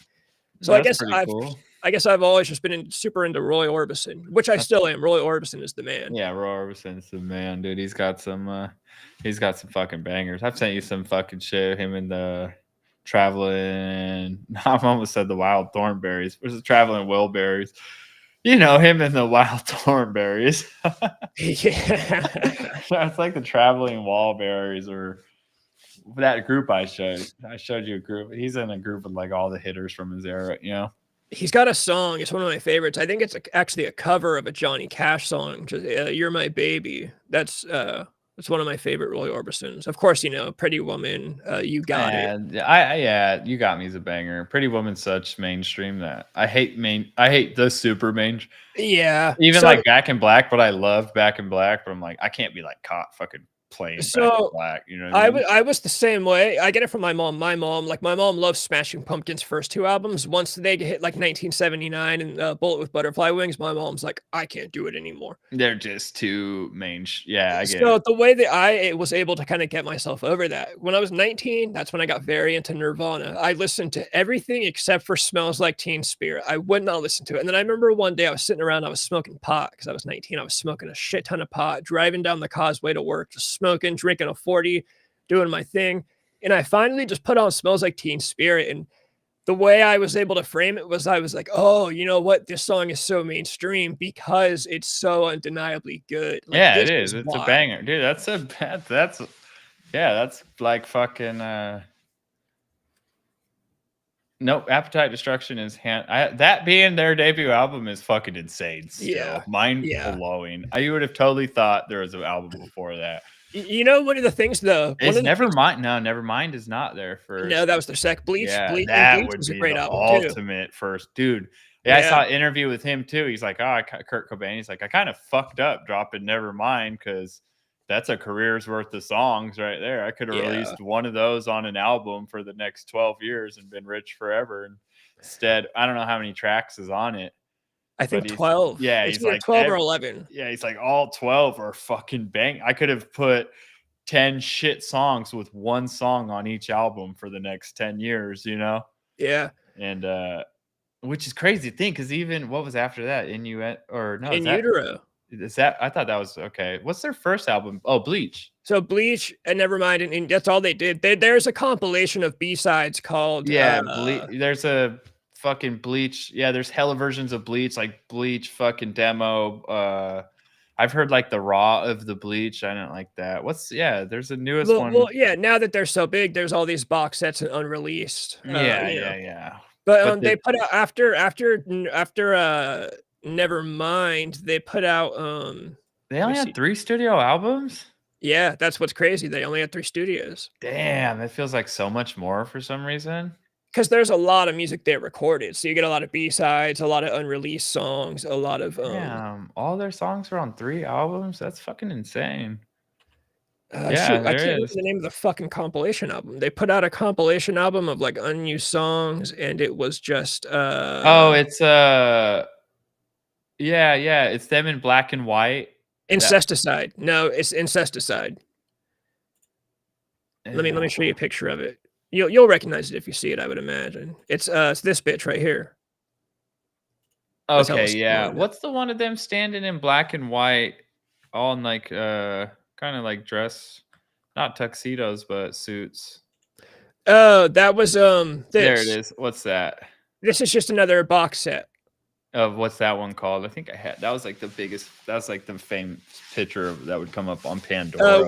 With the lights with out. the lights out. That's it. Yeah. With the lights out. Just that a box was always set. that would come up. The thing about Nirvana is all my favorite Nirvana songs are like the B-sides and the unused demos and like Curmudgeon, Oh the Guilt, the songs where it's like really gnarly and Kurt screams and the guitar's all messy. Like I like the messy stuff by Nirvana. Yeah, one of my favorites of them is that live Where Did You Stay Last Night?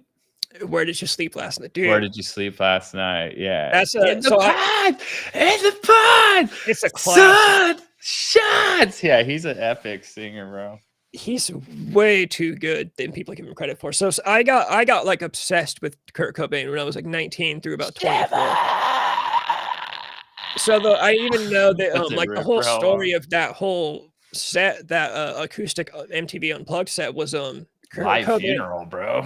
Kurt Cobain shows up and he's sick. He's in withdrawal. He doesn't have any heroin. And so MTV has to send, they basically had like an intern, some like dorky little kid that was the intern. They sent him down the street to some like shady pharmacy to get drugs for Kurt.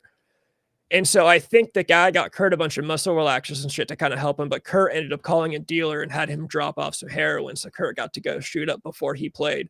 So he's high, obviously, he's high as fuck all the time. But yeah, he's high as fuck when he's singing that song. High functioning high. That's crazy. Yeah. It's yeah, man, Nirvana. Could you imagine doing that high as fuck on fuck no. Could you imagine being high on trying to pull that concert off? Oh well, the thing is, now crazy. Now that I've been through that shit, that's how you'd want to do it. I wouldn't want to play an MTV show unless I was high on heroin. If I was in my addiction, why you couldn't fucking? You sure? He doesn't seem that fucked off. That concert singing's like it's tolerance. Maybe he's just so he's probably just chill. It's probably when he's like the most zen too. Is when he's on one, you know. Yeah, by the time you're deep into that shit, you can't like it. You don't get high anymore. You can't function without it. He's it just normal. it just makes you normal. The thing about the mainstream rock songs, since we were talking about how it's hard to listen to the mainstream, like Back in Black, that stuff gets ruined by like advertising. Walmart. So exactly. So when you hear Back in Black, you think of a Walmart commercial, or when you hear Guns N' Roses "Welcome to the Jungle," you think of like a Disney movie. Yeah. No, I don't. What the fuck? Dude, it makes me think of like Madagascar. It was in like Jumanji or something. Dude, that's nothing. That's worse than Barnyard. Remember that movie Barnyard with all the cows from when we were kids? I've showed my sons it. It's called like Barnyard. It had like the cows. They rode like Harleys and shit. Yeah, I do. And then it shows like a scene of them all walking like a gang, like shoulder to shoulder, like 4 cows, animated cows. And it's just to the instrumental of 9 Inch Nails, Closer. So it's like, oh my God, Disney. So I want, but no words. So it's like, boom, boom, boom. You're like, no fucking way does this Disney movie have these cows walking to their motorcycles to I Want to Fuck Yous Like an Animal. The bass line. Boom, boom, boom. You're just like, get the fuck out of it, That's the hardest part to get over. If you can somehow get over the Walmart commercials and the barnyard, then you can enjoy the songs. But like Back in Black, I still Back in Black is, or even like the Bloodhound Gang, even fucking what's you and me, baby, ain't nothing but man. Like fuck, they even made that thing kind of fucking. That shit was in everything back in the day too. For such a dude, that thing, I think it was truly used on Animal Planet.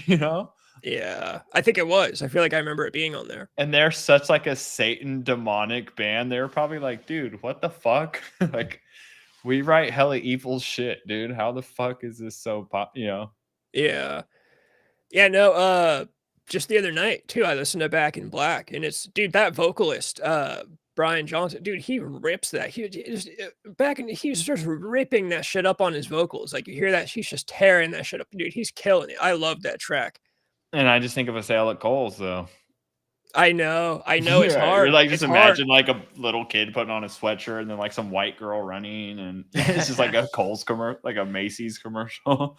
It's super hard. And some of the band, I hate that. Don't forget to check out our back to school sale at Macy's, and you're 20% off when you get your mail-in rebate. And don't be late. It's back to school. And I'm back. Yeah, some bands are really smart about it. Modern use of rock. Led Zeppelin is very picky. They don't let a lot of people use. And the Beatles, they're really smart about it. Paul McCartney, there's an interview where Paul McCartney is like, yeah, we barely let people use our music because I don't want you to hear the Beatles and think about a fucking Nike commercial. I was like, okay, Paul McCartney is a smart guy. Led Zeppelin also, like I said, they're also very clever about that shit. Yeah. AC/DC? No. Led Zeppelin, they're hard. I know Immigrant Song was in School of Rock, but recently Immigrant Song was in like one of those Avengers movies, and I think Marvel had to pay $10 million. Led Zeppelin's like, you want to use our track? Fucking $10 million. Shut the fuck up. Yeah, actually, I can look it up. I'm almost positive. I wonder how it gets all paid from that. Just the band, huh? Who's even? Well, dude, how rock and roll do you have to be for someone to pay you $10 million to just to use your fucking song? Like, that's how you know you made it. Led Zeppelin's asking fee for licensing one of their songs is in the 7-figure range. So you got to hit at least $1 million if you want to use one of their songs. That's fucking wild. I know Snoop Dogg has talked about for features, he charges $100,000 if you want to record a song that has Snoop Dogg rap a verse in it. Snoop Dogg's terrible at this point though. He's in too much shit.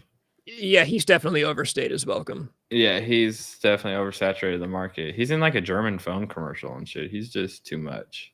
Yeah, he's ruined the gangster image for sure. Yeah, for sure. Now that his shit's at Walmart too. Yeah. I can't lie. I think the Martha Stewart stuff is funny. Like, at least that's funny to see Snoop Dogg and Martha Stewart. But yeah, when his clothes are at Walmart, it's like, okay, bro. This is too much. Yeah. Snoop Dogg. You are now fucking champion. Yeah. The only person who does stuff at Walmart that I respect is Shaq, because Shaquille O'Neal did that interview where he said, I sell my shoes at Walmart because when I was a kid, my mom was poor and she couldn't afford to buy me the nice shoes. So I got shoes from Walmart. I was like, okay, that's cool. I respect that. But you know, Snoop Dogg's not doing it for that reason. He's just doing it. He's just trying to get that cheap Walmart money.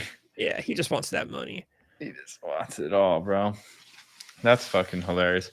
All right, while we're on the Netflix thing, I got one more, dude. You know what the XFL is? Oh, dude, I love that shit. Yeah. You said there's a new XFL documentary. Yeah, there is on Netflix too. It's like I'm sure it's just all from the success of the Mr. McMahon fucking documentary that came out. You know, so they're probably just doing a spinoff, trying to get more like, because the Vince McMahon documentary was huge. It's just basically like his venture. It's basically like an ESPN 30 for 30 about his side venture of the XFL and just how rugged it was, and you know that their whole business model was that football was pussy and football wasn't real, and it's just this catered soft sport that there's too many rules, so they would have no rules and focus on the cheerleaders and it was just like a rugged just a trailer trash version of the NFL, and it's just classic McMahon shit. It's a great documentary. It just shows. Is it the 30 for 30 documentary? I don't know if it's. I know it's made by Netflix. I don't think it is because 30 for 30 is ESPN, right? Yeah, but Netflix could have just recently acquired it because when I look it up, it says 30 for 30. The XFL is on Netflix now. Is that? Yeah, maybe that's it. I just seen it new as the number 1, so I figured it was new. They could have just recently. Does it look like this? No. Okay. No, Yeah, I gotta find this thing. I know. No. Apparently, the 30 for 30 is really good. I would imagine, yeah, Netflix is trying to capitalize on the doc. I also know that Netflix and WWE are doing this thing, because WWE is going to Netflix in 2025. Yeah, I've seen that. The So ad for it. they're trying to distance themselves from Vince McMahon now that he's in trouble with all this stuff. So Netflix is kind of bashing him to say, like, yeah, we're getting WWE, but don't worry, we're not fucking with Vince. So that's why they did the documentary. It was I mean, dude, yeah, but this one wasn't that bad. This one wasn't bad. I didn't think it was bad. Okay, it just well shows that's Mr. good. McMahon just like being Vince. Yeah, just being Vince and being a crazy like, oh yeah, watch 30 for 30. This was the XFL. Oh, so is it old? Oh yeah, 2016. Holy shit. Yeah, so then they just got it. It's new to me, old to the world. They probably saw how successful the documentary was, and then they went and picked this up to put on there. Just to have some more McMahon shit to go to. Yeah, this is 2016. Yeah, because they have it number 1. It's like right when you go on the top of the page. So yeah, it's just more them just piggybacking off their new documentary. But regardless, it was new to me. And that shit kicked ass. Just a good one. I like good little documentaries, and they're few and far between now. Nothing compares to like Making a Murder and shit. Everybody wants to hate on Vince, but people have to acknowledge this man gave us our childhoods. Without this guy, we got no pro wrestling. Yeah, exactly, dude. Hey, man, dude, hey, like you hear about it. Most of the famous and rich people are fucking weird, dude. Every person's weird, dude. That's the thing. Everyone wants to hate people like Vince. I'm like, dude, I promise you, your favorite celebrity does all the same shit. That weird. Vince Probably does. gets peed on, Yeah. Fucking weird shit, Vince McMahon never did anything wrong. He's just fucking weird, Dude, they're all took a little more to get his fucking motor running, I think that's what money does to people. So like I think what happens is you get rich, you become a millionaire, then you start like, oh, I'm gonna go buy cars for fun. But then that gets old. So like, okay, I'm gonna get a Ferrari. I've never, then that gets old. Oh, I'm gonna go bang a Ferrari all year. Yeah, I'm gonna go bang out a prostitute. That gets old. I'm gonna piss on the prostitute. Like it's just how you have to keep up in it. Yeah, I'm gonna.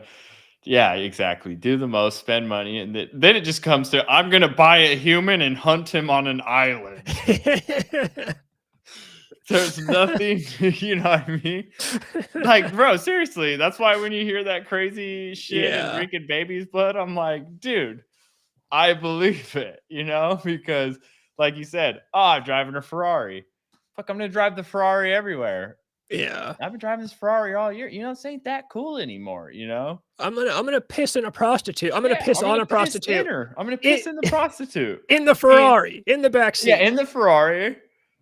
Yeah. Okay. So you do that a couple times. Fuck, you do that 12 times. You're doing that. And then what's next? I'm going to buy a human, release him on an island, give him a 2-hour head start, and then I am going to hunt him. And when I catch him, I'm going to piss on him. Just like, oh, yeah. And it's true, I think that's a movie, though, or a book, right? Is there a famous book? There's a real life guy that did that. Yeah, it's a book, ain't it? We had to read it in high school. Or fucking... I mean, like, there's a serial killer. The Greatest Game or some shit, or isn't there a famous book like that?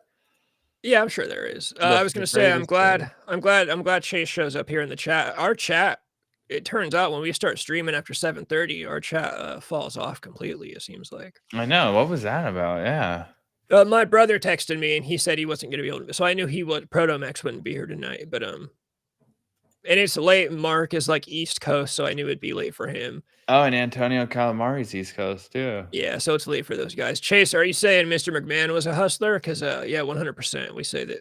Yeah, Vince McMahon was a hustler, dude. Vince McMahon, fucking hustler, dude. Anything he went in fucking hard.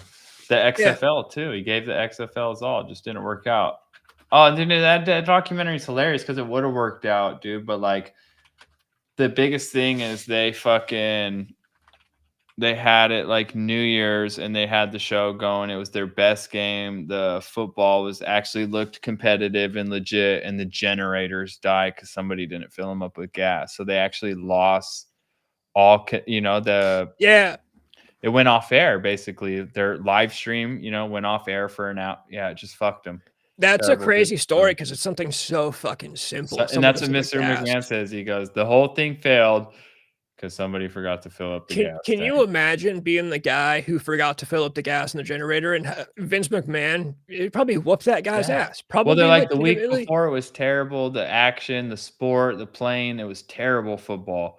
And then we hit everything on the head, and we only got the last quarter because we spent, 40 minutes panicking. Everyone's unplugging everything, plugging it in. No, we're out of gas. He's like, I didn't even fucking know all this shit ran off gas. What the fuck? We're making a TV show, Vince probably legitimately beat that guy's ass. Like, probably actually took that guy into a back room and locked the door and fucked this guy up. Like, yeah. No, it's got the famous clip of him getting interviewed and slapping the paper out of the guy because that was about the SFL. Classic. He's like, you just give me a fucking minute to fucking think real quick, buddy. That's classic Mr. McMahon. Fucking slaps the paper. I love that shit. Really quick, I did say, this is the guy, Robert Hansen, a real-life serial killer, Anchorage, Alaska. Many of the women abducted were released by Hansen into the wilderness and hunted with a Ruger Mini 14 and a hunting knife. He had an airplane in Alaska, so he would kidnap girls, drive them or fly them out to the middle of the woods, let them run free, and then he'd hunt them down. What year? He was captured in 1983, so this was late 70s, early 80s that he was doing this. In where? Alaska? Of course, Alaska. Dude, the craziest shit happens in Alaska. Anchorage, Alaska. I want to go to Alaska so bad. What a weirdo. I mean, not really. And he's not even rich. So imagine what a rich person's doing. He owned like a baker. He was like a baker, I think. Yeah, because he's called the Butcher Baker because he owned he baked like muffins and donuts and shit, and he owned a little shop. And in his spare time, he would hunt down broads and fucking kidnap broads and hunt them down, huh? Simple, man. take him out to the woods and hunt them down. So yeah, and like you said, he's not even rich. So dude, imagine what fucking rich people do in their spare time. Exactly. Down people and peeing in them when they kill them. Fucking Vince McMahon, dude. Him slapping those papers. That's the guy's just bombarding him with questions. He's like, all right, he's about to be like, yeah, he just wants this like punch. You could tell. He's like, man, fuck you, dude. Yeah. All right, here we go, really quick. I think I might have it up a little too loud. Age of 45. Why don't you ask yourself that question? I mean, why are you indicating that's my responsibility? These people are dead because I'm asking you if it's in any way, shape, or form falls on your shoulders. I would accept no responsibility whatsoever for their untimely deaths, none whatsoever. As far as, and you've got that little look on your face like, geez, Vince, how can you possibly say that? Well, but none whatsoever. I mean, they wrestled for you. They were part of your organization. They worked a couple of hundred nights a year for you. No, there's another one. This isn't even the They lived this lifestyle. Oh my God, you can't believe. Can you see that look? I mean, how can you possibly say that, Vince? How can you look that way and you're giving me the old sympathetic No, I'm not. Stuff? I know the one you're thinking of too. He was Bob Costas. Like yeah. He goes off on. He keeps getting closer to him, and he's like, "Will you give me a damn minute to answer the question?" Yeah. That's the one That's the one where he's giving him all this shit about football, and he's like, "Yeah, will you give me a goddamn fucking minute? Fuck, my neck is red as shit right now." Yeah, his neck gets all beat red, and he starts freaking out. Yeah, dude, Vince was I'd be scared of this guy. I mean, he gets real close to him, like I don't know exactly which part it's at, and I don't want to chase it around on the video, but when you look at like he keeps getting closer. Look how close he is to him. I appreciate your coming on. Oh, it's a like Vince wants to shake my hand, dude. I'm nervous if I have to shake Vince's hand. Vince is a crazy billionaire on steroids, bro. Yeah. That's probably the biggest factor that people Who's like. shitting on people and hunting them? I'm fucking terrified of this guy. Yeah, everyone knows he did steroids, but I think people forget to like when they're talking about why was Vince so fucking crazy. It's like, dude, you got to factor in the steroids. The Like, steroids, he was fucking jacked as shit, walking around in a fucking business suit with a black Yeah. wife beater on. This guy's fucking crazy. And ever since we knew him, he was always in his like in his 50s. Like this is a guy in his fucking 50s, 60s, 70s on steroids. On all the steroids in a black wife beater with elbow pads. I love the black wife beater when he wrestles, and like the business, the slacks, Slacks with elbow pads, like crazy, dude. It's the best costume. It's a Mr. McMahon. Yeah, it doesn't get better. It doesn't get better than Vince. Mr. McMahon, dude, in a black wife beater, dude. Hell of fucking hard nipples and on a shit ton of steroids with a huge chest. And everybody wanted to interview him and like get one over on him, and it was like, dude, I know, fucker, dude. They need to leave him alone. He's chill. He's cool. He's a fucking American, fucking entrepreneur, fucking legend, dude. He's an icon for sure. You know what you got to watch? I'm sure you've seen it. You ever see when Donald Trump came into WWE? Yeah. It's dude, it's like incredible. That was the first WrestleMania that I ever got. The president was on WWF. That's crazy. The first WrestleMania I ever saw on pay-per-view as a kid was the one where Donald Trump shaved Vince's head. And you know what? No, it might have been it was the one before that. And then I saw the second one. What I would do was my grandmother has always spoiled me my whole life. So like when I would lose a tooth, I would take it over to WrestleMania pay-per-view. Yeah, I'd spend that out at my grandparents' house, and I would say, "Oh, I'm gonna put my tooth under the pillow for the tooth fairy." But just to let you know, WrestleMania is coming up, and it's $70, and she'd fucking put $70 under my pillow for my tooth. No. Oh yeah, dude. My grandma was crazy with money when I was a kid. That's pretty fucking badass. And then the regular pay-per-views were $40. So like Survivor Series, I'm like, hey, I lost a tooth. Survivor Series is coming up. I'd get $40 under my pillow. You're just punching your fucking teeth out every month. Pretty much. Survivor on pay-per-views? So that's how I got WrestleMania. I thought only WrestleMania was their pay-per-view attractions. No, there was a pay-per-view once a month. Really? Even back then? Yeah, that was the whole Devon says what's up. And then so hey, much love, Devon. Thanks for coming by, my man.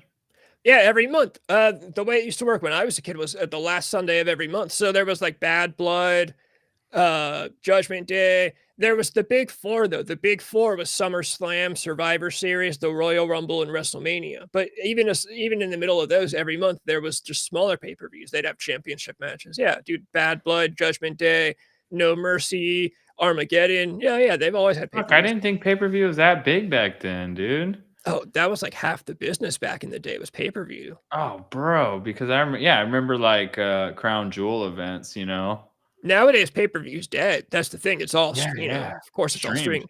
Yeah, back then, well, there's still pay-per-view WrestleMania, right? That's still the only way to watch WrestleMania. No, it's still an option. Yeah, Hell in the Cell is a pay-per-view now.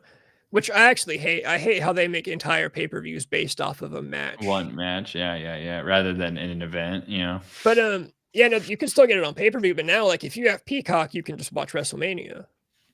Really? Yeah, WWE's been on Peacock for however long. It used to be on the WWE Network, but then they sold to Peacock. Yeah, if you have Peacock, you might have to pay a little bit extra for it. But I'm pretty sure I watch the stuff for free. I have a website where they stream all kinds of wrestling for free. Stream East. But yeah, you just have Peacock and you can get all the. I got Peacock. I didn't know fucking That's kind of sad. I want WrestleMania still to be on pay-per-view. Yeah, no, it's still to be a big deal that you get ready and cook and pay for it. You can still do it that way. But yeah, back when I was a kid, my family had Dish Network, so I'd get my $40 or $70. I'd give it to my mom, and she would order the pay-per-view on TV. Fucking WrestleMania. Here's Donald Trump shaving Vince's head. Here's Candace Michelle doing a long event. Yeah. Doing a Playboy pillow fight with Tori Wilson. And my mom was those pissed. events were so long.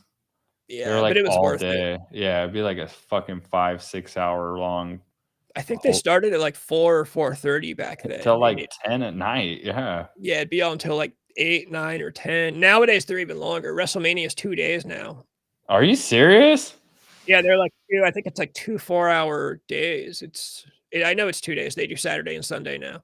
Wow, that'd be a wild. Yeah, I've heard it's one of the best events you got to go to in person. You know, Oh yeah, dude, it's like the Super Bowl of fucking. life. One of my favorite stories. I think they talked about it in the documentary. That how it was. Vince originally wanted to call it the Colossal Tussle. No. Yeah, the Colossal Tussle. And somebody around him was like, dude, that's fucking gay. Let's just call it WrestleMania. And then, yeah, we got WrestleMania. The Colossal Tussle. Yeah, look that shit up, dude. It's like one of the Dude, classic that is stories. so Vince McMahon too. That is a Vince McMahon word. Exactly. The Having a Colossal Tussle. That guy's a fucking madman. Could dude. you imagine if we? Oh my god, the Colossal Tussle 9. Oh, all kinds of questions. Like one in Nirvana's first names was Poo Poo Platter. Could you imagine if we got Poo Poo Platter? I don't think they would have got famous. I don't think the Colossal Tussle would have been successful either. People would have known, what is this gay shit? Platter is hilarious. It sounds like a porno. It sounds like a white girl banging a black dude in a porn video. Poo The Colossal Platter is the best band name ever. Dude, the Smashing Pumpkins should have been Smashing Blumpkins, bro. Man, I love the name Smashing Pumpkins though. It's a great band. Smashing Blumpkins is even funnier though. Dude. That's the fucking funniest name. Oh my god, that's great. The Colossal Tussle, that's a good one. Yeah, I like researching Vince. A lot of the short YouTube films I watched a good one on Vince McMahon. I got like hella into him after the documentary. Yeah, it's never ending. It's never ending with him. Yeah, he's an interesting person. Oh, it's ending. We're not going to see him. It's sad. They ran him out of the business, you know? Instead of us getting to enjoy the last few years with him, now he's like this fucking monster, you know? He just, since we're not going to monetize this video anyways, even just like for a couple seconds, just like hearing him talk. What a bunch of jerks! You're waiting on the jerks? When we get back to Donald Trump, who's going to sit right there, he's going to sign a deal that's going to make Donald Trump out to be the laughing stock of the entire world. This is a deal that Donald Trump will not be able to get out of. Dude, he just got that voice. Yeah, he's hilarious, bro. He's a fucking entertainer. He's the ringleader. He's the circus leader. Yeah, like how do you get that? Like without smoking 12 packs of cigarettes a day, dude. And his voice now is crazy. You can barely hear him. Yeah. I mean, you saw he talks. My brother and I wonder if it's the steroids. Like maybe steroids fucked up his voice because it's definitely he like screamed for fucking 20 years, bro. that too. That's true. That too. He just screamed forever. I was always doing like the most, you know. Yeah, because having a deep raspy voice, I get, but Vince's voice is like, dude, it sounds like it's coming from a black hole. Today. Sounds like he's talking through syrup. Yeah, like there's a syrupy filter over his yeah, mouth. for real, dude. No, it's the Attitude Era did that to him. All that yelling, him and Stone Cold, and it's all worth it to him. I bet it's all worth it to him. Oh yeah, it's like Axl Rose, dude. He sacrificed his voice for our entertainment. For a whole generation. No, it's good shit. Oh man, you got any crazy Christmas plans? No, I'm going to my mom's. Let me see what day is I'm going over. The Tuesday after my last work day for the week. So on the 23rd is actually a Monday. I'll be at work that day, and then the 24th, I'll end up going to my mom's until the 27th. Fuck yeah! Aren't you moving on the 23rd? The 22nd or the 3rd? Yeah, 20. I think it's the 23rd. I'm pretty sure 22nd or the 23rd. But yeah, I'll be moving into the new place. That's gonna be bad. That's crazy. You got to move right into Christmas at the new house too. Oh, I know. I'm gonna surprise my family with. I'm gonna like hide a key under this tree, and then I'll be the last gift, and be like, "Oh, what's this key go to?" And then we'll go. Yeah, hell yeah. Take him to the house and be like, "It's to this house." Yeah, it's gonna be cool, and then we'll start doing the show out of the house. It's just making moves, bro. Dude, Chase went to SummerSlam in Vegas a few years ago. That's badass. SummerSlam is basically the number 2, like right below WrestleMania. The next biggest one is SummerSlam. Oh, SummerSlam. Yeah. SummerSlam. Oh, dude, you went and saw it at the Raider Stadium too? Bro, I'm telling you, if they come, I don't think they come around here anymore. I don't think we have a big enough stadium. They come to SAC. I've been to Monday Night Raw and SmackDowns in Sacramento. But they're not gonna have like a WrestleMania. No. You gotta go like San Antonio. They do it at like massive stadiums, right? They did. I think they did a recent one in Los Angeles, like at the Staples Center. Yeah, or then I think the one I seen was the Cowboys. The one in Texas was fucking huge. Yeah, they did one in Dallas. Yeah, it was huge. Hell of people. Yeah, it was like 101,000 people or some shit. Insane, dude. Insane. Yeah, I would love to go. Just to go. I mean, I'm maybe not even like the biggest fan, but like, bro, it's a huge event that has massive turnouts, you know? Yeah, WrestleMania would be so badass. But even just the small events are cool. My ex-girlfriend used to get me tickets because dude, one night, one of the biggest bummers of my life was bro, when they come to SAC, we're going. I'm down. Oh yeah. One night, one of the biggest bummers of my life. So Friday night SmackDown, it was an untelevised SmackDown. My girlfriend got me tickets to go. It was in Stockton because Jeff Hardy was there. So we went and saw Jeff Hardy. But that same night on Monday Night Raw, which happened live in Sacramento, the whole McMahon family showed up randomly on TV. So I could have gone to see Vince McMahon live. But you went and saw it in Stockton on televised? They're hosting 2 Monday night shows? Yeah, well, because I wanted to see the SmackDown roster because I particularly wanted to see Jeff Hardy. Yeah. And they had Raw. So I passed up on Raw because Raw was in Sacramento live on TV while they were both Monday night?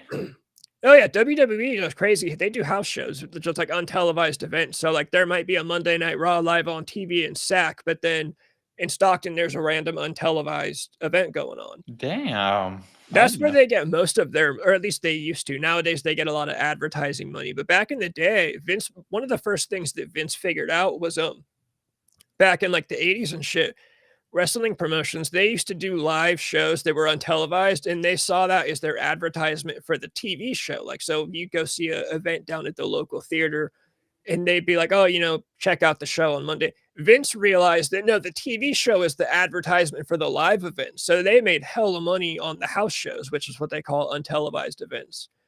So that was like their business model, was we use Monday Night Raw to advertise, where the tickets are going to be found and live events. So yeah, there's always hella house shows going on. That's wild. I didn't know that. Yeah, I definitely got to see it live then. Yeah, next time they're in the area, I'm so down to go. Just to go. It's fun. Not like the 90s, but just to go, be part of it. It's fun. The ring is all mic'd up so you can hear, you hear them fucking bouncing and shit. Yeah. It's different because, you're used to watching it on TV with the commentators. There's no, you can't hear the commentators live. Oh, yeah, you're just watching. But yeah, but it's super fun. And you get to see all the little things that like when a guy's out on the floor and he like, grabs a chair or something, like you get to see that shit happen without the camera effects and shit. It's hella fun, dude. Yeah, and there's always, people are yelling and chanting. Yeah, I just go with the Austin 316 sign. They'd be like, what the fuck? Yeah, that's one of those things that died. There's not a lot of signs now. Remember when we were kids wrestling, you saw a million signs and 40 fucking I saw a full fucking cutout of The Rock one time. Yeah. Dude. Nowadays like a 6-foot fucking drawing. I'm like, how'd that guy get that in there? Nowadays there's not as much. And I don't know why. I don't think they discourage it. I've heard of occasions where they've taken signs away depending on what the people write on them. What? But yeah, it's kind of a thing that's not. I don't know why. Thing in the past, that's totally Dude, you're used to like the holy fuck, a crowd of signs, Yeah, that's I liked bringing a sign. I brought a sign when I first went to a wrestling event in like middle school. I brought Batista. I had a Batista sign that I brought and fucking on like green on like the green highlighter paper. Yeah, fucking Batista comes out. Batista. I saw The Undertaker. My first event, cool. I saw Batista and The Undertaker on a SmackDown at Arco Arena. That's Arco classic. Yeah, I was there. The lights went out. The Undertaker, the bell, dude, it was badass. Yeah, that's tight. That was fun shit. Yeah, they ain't never gonna be like that no more. All those good guys are gone. No, you got to watch The Undertaker's podcast though on YouTube. That shit's hella cool. Yeah, I've been meaning to check that out. You learn so much about all kinds of stories. Like, it's just, he brings on wrestlers and they just talk about, yeah, remember when we were doing drugs back in 1996 and like Vince came back and slapped you on the ass, and it's hella fun to watch. That's so, yeah, I need to check it out. I'll make sure to at least catch an episode or two before next week. Yeah, no, it's good stuff. Yeah. Well, fuck, man, we've been rolling fucking pretty tough. Yeah, I was gonna say I'll get off here. It's 8:57. I'm gonna try to catch a quick walk before I get back in here, and I might try to record some more. Quick dinner, dude. My stomach's been howling. But it's a good show. We'll try again tomorrow or next week, Wednesday, back to normal time. It's just been the holidays. I had like my son's Christmas recital tonight. Made us go late. Trying to get a house, just different things. But everything's about to be getting back in the same old. Get a new place and hopefully, like Wednesday at 5:30. Keep our East Coast guys in and. Yeah, next week we'll do Wednesday 5:30. The week after that, we'll do another week off just because I'll be at my mom's. You'll be moving into the new place. But it's the holidays. People are gonna have to realize it's hard to believe it. We got lives. Gotta take a break for the Christmas week. But yeah, no, next week back. I'll be on Tuesday solo. You'll be back on Wednesday 5. Yeah, same as usual. Cool. And we'll go from there and fucking fucking good show and looking forward to it.